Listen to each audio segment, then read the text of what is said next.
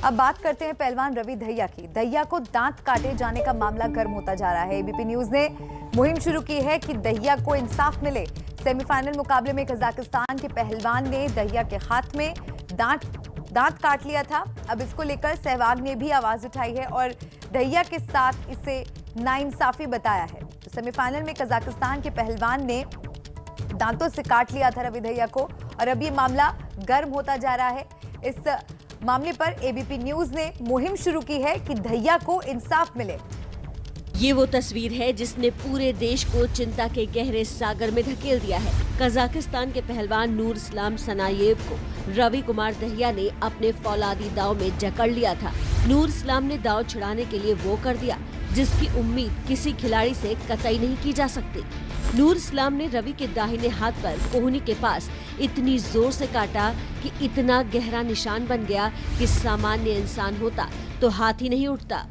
वो तो रवि दहिया जैसा जीवट वाला खिलाड़ी था कि इतनी जोर से काटने के बावजूद उसने अपनी पकड़ ढीली नहीं की और कजाकिस्तानी पहलवान को चित कर फाइनल में जगह बनाई। नूर इस्लाम ने रवि को कितनी जोर से काटा और वो कितने दर्द में होंगे, इसका अंदाजा आप इस बात से लगाइए कि कजाकी पहलवान को चित कर फाइनल में जगह बनाने की खुशी, कम से कम सिल्वर मेडल पक्का करने की खुशी, देश के लिए गोल्ड जीतने का मौका मिलने की खुशी, इन सब का जश्न मनाने के बजाय वो सीधे रेफरी के पास पहुंचे शिकायत करने।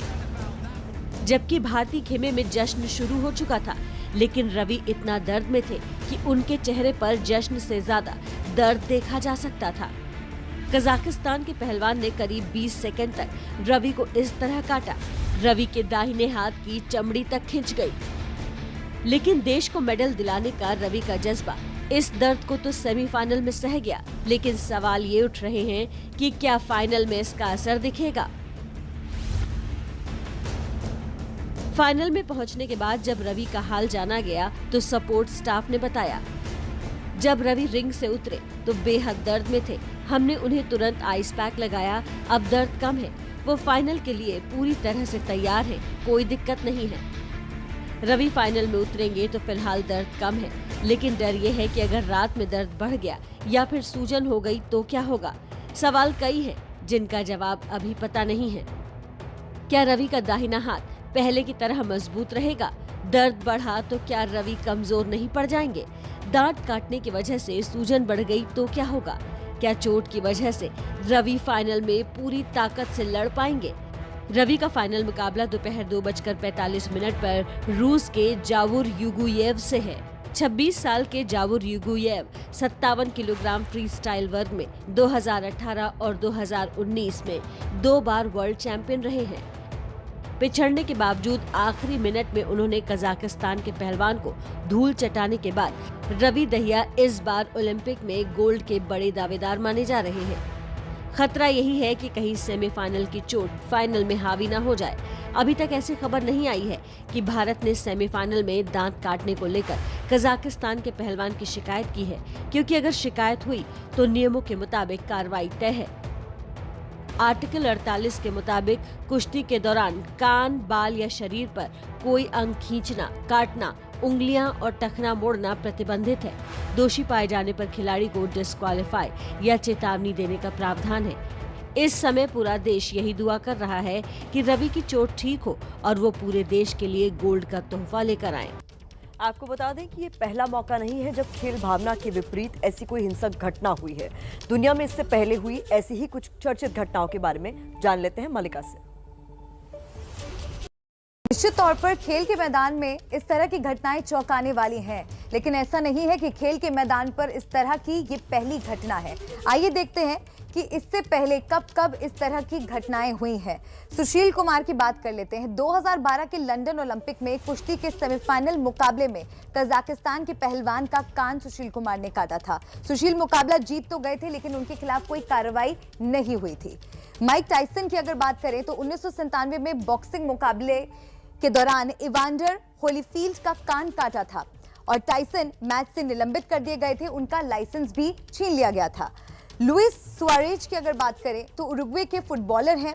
2014 विश्व कप का मुकाबला था और उस दौरान इटली के खिलाड़ी जॉर्जियो को उन्होंने काट दिया था, जिसकी तस्वीरें भी हम आपको दिखा रहे हैं। फीफा ने 9 मैच के लिए प्रतिबंध लगा दिया था लुइस सुआरेज पर। जिनेदिन जिदान की अगर बात करें तो फ्रांस के फुटबॉलर रहे हैं। 2006 फुटबॉल वर्ल्ड कप का फाइनल मुकाबला था जब इटली के खिलाड़ी को सर से उन्होंने मारा था। रेड कार्ड दिखाकर उन्हें खेल से निकाल दिया गया था। जाहिर है जब तक ऐसे खिलाड़ियों पर कड़ी कार्रवाई नहीं होती, इस तरह की घटनाएं नहीं। तो नियम तोड़ने पर सजा भी मिलती है। शुक्रिया मलिका इन तमाम अपडेट्स के लिए। दहिया गोल्ड के बड़े दावेदार माने जा रहे हैं, लेकिन रवि दहिया के लिए ये सफर आसान नहीं रहा। देखिए कैसे तपकर आज दहिया सोने की तरह चमक रहे हैं। अपनी मेहनत से दहिया ने ये सफर तय किया। ओलंपिक के मंच पर उम्मीदों के आंगन में सपनों की सुनहरी बेल चढ़ाने वाले रवि दहिया के लिए पूरा देश दुआएं मांग रहा है। कश्मीर से लेकर कन्याकुमारी तक गोल्ड मिलने की आहट से नाच रहा है। लेकिन आज आपको मिलवाएंगे उन किरदारों से, हौसलों की उन दीवारों से, कुर्बानियों के उन अफसाना निगारों से, जिनकी बदौलत सूर्योदय के देश में हिंदुस्तान की उम्मीदों का रवि उगा है। ये है वो चेहरे जिन्होंने रवि दहिया को हिंदुस्तान की उम्मीद बनाई है। ये है वो माली अपने खून पसीने से सींचकर रवि दहिया को उम्मीदों का अमरबेल बना दिया। जब मुश्किलों की चादर के नीचे पलने वाले ख्वाब दिन के उजाले में आते हैं तो छालों भरे कदम खुद ब खुद यूं थिरक उठते हैं।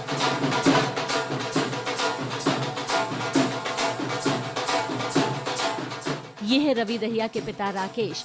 इन्होंने किस मुश्किल से रवि को पाला, पहलवान बनाया, इसकी बानगी सिर्फ ये एक तस्वीर दे देगी।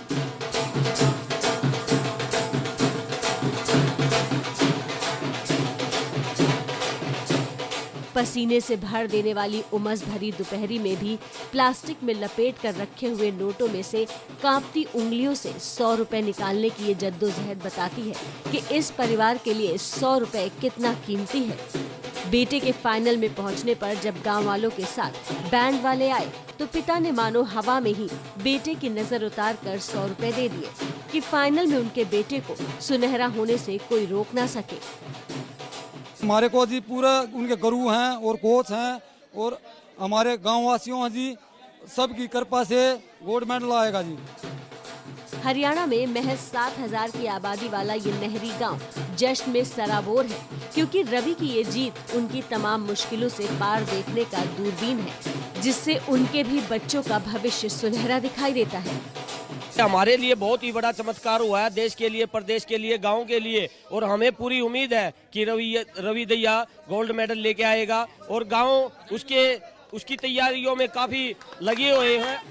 घर के नीचे पुरुषों का जश्न चल रहा है तो कुछ सीढ़ियों ऊपर कुछ नम आंखें गुपचुप बेटे के लिए दुआएं मांग रही हैं। ये रवि की मां उर्मिला दहिया है। पहले 9 महीने तक बेटे को पेट में पाला, अब पिछले कई सालों से बेटे का सपना अपनी आंखों में पाल रही है। जब पूछा कि बेटे से पिछली बार कब मिली थी तो बोलते समय जुबान लड़खड़ाई और देखते समय आंखें डबडबा गई। बात हो पाई है रवि से? 1 महीना हो गया। इसीलिए और लग रहा हो कि बेटे से बात नहीं हो पाई, पर बेटा जीत के आ रहा है, इससे ज्यादा खुशी आपके लिए? बहुत खुशी हो रही है, ये हमें गोल्ड मेडल लेकर आएगा। आपने मैच देखा? मैच देखा। उस समय तो सांसें अटक गई होंगी आप? और अटक गई होगी, बस हो गया, मौका पड़ गया। मैं देख रही हूँ आप रोने लगी है याद करके बेटे को। माँ से कुछ ही दूर पर सुबह से नाचते नाचते थक कर कुर्सी पर बैठी दादी को तो मानो पोते ने तख्ते ताउस दिला दिया हो। चेहरे पर हंसी चिपकी है, जुबान पर हर किसी के लिए आशीर्वाद झड़ रहा है। इतनी थी क्या खुशी बेटी, खूब खुशी, खूब नाची, और सारे गांव में खुशी, सारे देश में, सारे हरियाणा में, इंडिया में खुशी बेटी की। मैं तो 1 साल तक नाचूंगी। रवि के परिवार और आर्थिक तंगी का चोली दामन का साथ रहा है। पिता किसान है, लेकिन जमीन 1 एकड़ से भी कम। खेती से किसी तरह परिवार पलता, लेकिन बेटे का सपना पालने के लिए पिता रोज गांव के छत्रसाल स्टेडियम तक बेटे को घर का निकाला दूध और घी पहुंचाने जाते थे। और ये सिलसिला बरसों से चला आ रहा है, ताकि जिंदगी की पथरीली राहों पर बेटा कमजोर न पड़े। उतनी मेहनत तो आप लोगों ने भी की उनको तैयार करने में, उनको आगे बढ़ाने में। खूब मेहनत करी, इसने दूध भेजा उसके लिए, रोज सुबह निकाल कर है, इसके पापा दूध देकर आए रोज।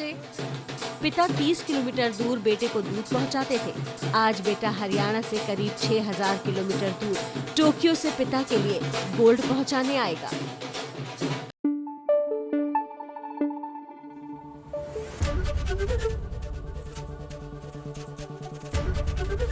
एबीपी न्यूज आपको रखे आगे।